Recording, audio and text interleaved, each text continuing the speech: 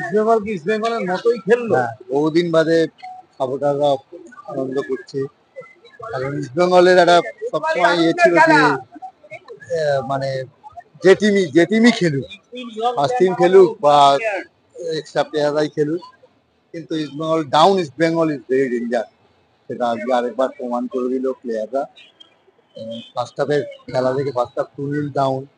আমার তো মানে গত 10 বছরে বোধহয় মানে এরকম রেজাল্ট মানে খুব কম দেখেছি।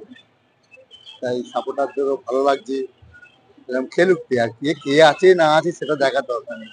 লাল জার্সি পরে 11 জন খেলবে, ব্যাস। এটাই কি এই মৌসুমে ইস্টবেঙ্গলের সেরা ম্যাচ? মানুষের প্লেয়ারদের যদি ইচ্ছা শক্তি থাকে না, অনেক দূর যেতে পারে। ইফ ইউ ওয়ার্ক হার্ড, তুমি কঠোর পরিশ্রম করো, ঈশ্বর তোমাকে সাফল্য এনে দেবেই। এটাই কি এই মৌসুমে ইস্টবেঙ্গলের সেরা ম্যাচ বলবে? একদম একদম। কিন্তু বাট এটা ধারাবাহিকতা রাখতে হবে।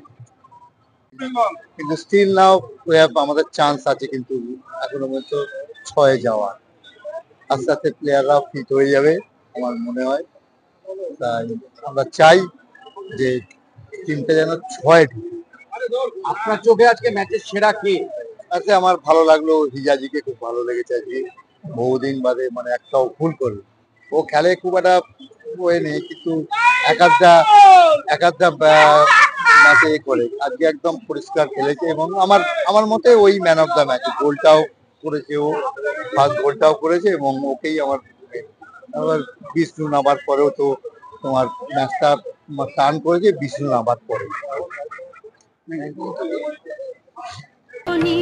উৎসবে উপহারে নিত্য প্রয়োজনে শাড়ি ও রেডিমেড পোশাকের একমাত্র ঠিকানা রাজলক্ষ্মী, হিন্দ মোটর স্টেশনের নিকটে।